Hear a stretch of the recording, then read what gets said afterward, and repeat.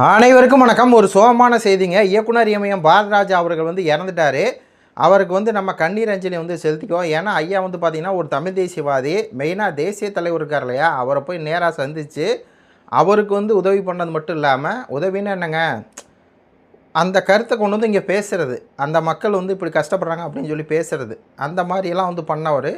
Plus வந்து இந்த ஒரு தமிழை நீங்கள் வந்து பார்த்துருப்பீங்களா என்னன்னு தெரில.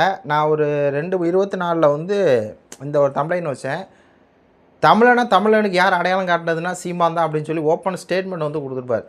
அதே மாதிரி வந்து இங்கே நடந்த ஐபிஎல் பிரச்சனை, காவேரி பிரச்சனை, முல்லைப்பெரியார் பாலார் பிரச்சனை, இலங்கை தமிழர் பிரச்சனை, எல்லாத்துக்காகவும் குரல் கொடுத்த ஒட்டுமொத்தமாக தமிழ் தேசியவாதியாக இருந்த ஐயா இயக்குனர் பாரதிராஜா அவர்களுக்கு நம்மளுடைய கண்ணீர் அஞ்சலியும் இதய அஞ்சலியும் செலுத்திக்கிறோம். சரி, எப்படி இறந்தார் அப்படின்னு சொல்லி நம்ம வந்து விசாரித்தோம். ஊடகத்தில் வந்து வர செய்தியெல்லாம் பார்க்கும்போது என்னென்னா, மகன் இருக்கார் இல்லையா மனோஜ், அவர் இறந்ததே வந்து இவருக்கு ஒரு கை உடஞ்ச மாதிரி வந்து ஆகிப்போச்சு.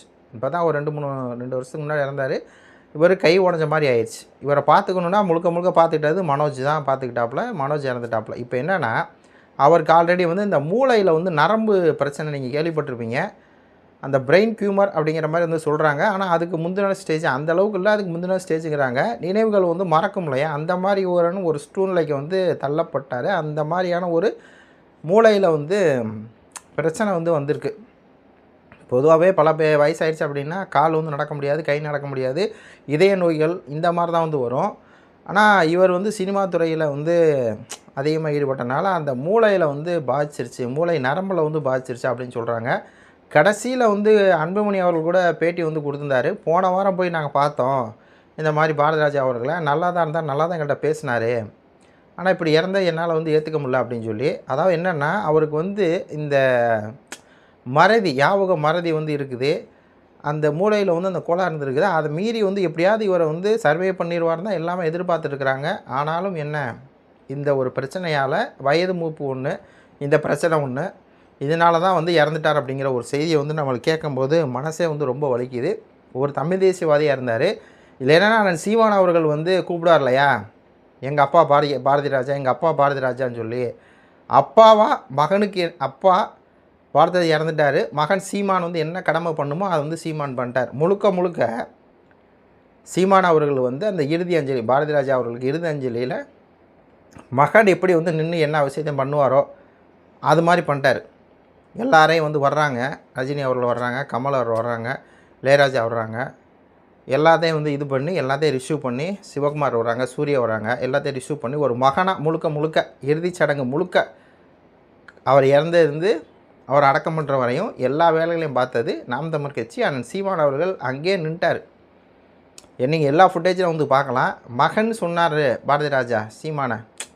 அதாவது சீமான் அவர்கள் யாருன்னா, பாரதிராஜா அவர்கள்ட்ட உதவி இயக்குனராக இருந்தவர். ஒரு உதவி இயக்குனராக இருந்தவரை சீமான உதவி இருந்தவரை பாரதிராஜா என்ன பண்ணுறாருன்னா தலைமை ஏற்றுக்கிறார். அதான் இங்கே முக்கியமான விஷயம்.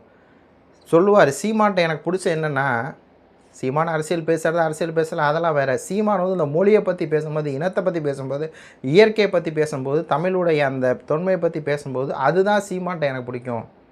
அதான் சீமானவர்களை தலைவருக்கு அறிமுகப்படுத்தி இங்கேருந்து போகிறதுக்கு காரணமான ஆட்களில் ஐயா பாரதிராஜா அவர் ஒருவர்.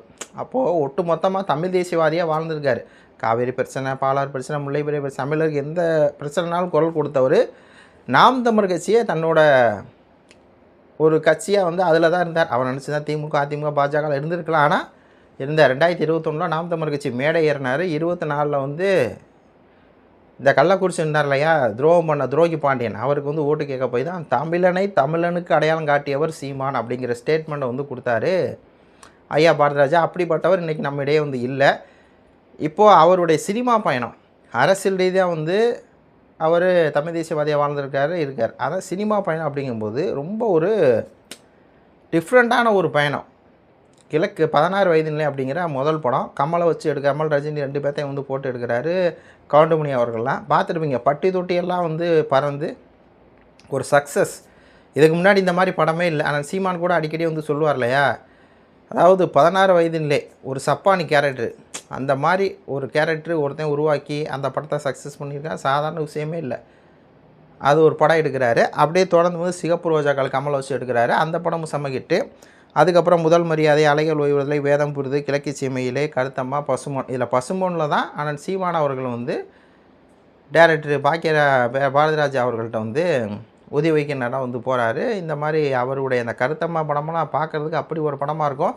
இந்த படங்கள் எல்லாமே பார்த்திங்கன்னா ஒரு உறவு முறைக்கான படங்களாக வந்து இருக்கும்.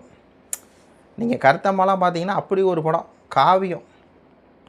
அதே மாதிரி தான் வந்து பசும்பொன்லாம் வந்து ஒரு காவியம். சீமானவர்கள் தான் வந்து அதுக்கு வந்து எழுதியிருப்பாங்க, எழுத்தாளராக இருந்திருப்பாங்க, கதை அந்த இது.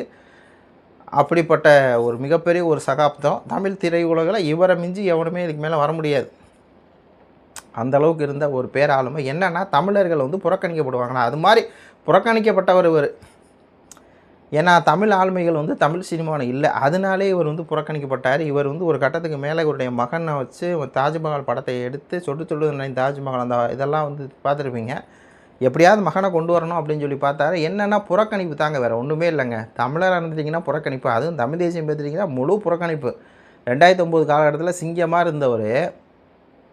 ஆனால் பாருங்கள் அப்படியே என்னென்னா புறக்கணிப்பு தாங்க. பட வாய்ப்பு வந்து வராது, மரியாதை வந்து கிடைக்காது. ஏன்னா இருக்க ஆட்கள் போல் யாருன்னு உங்களுக்கு தெரியும்.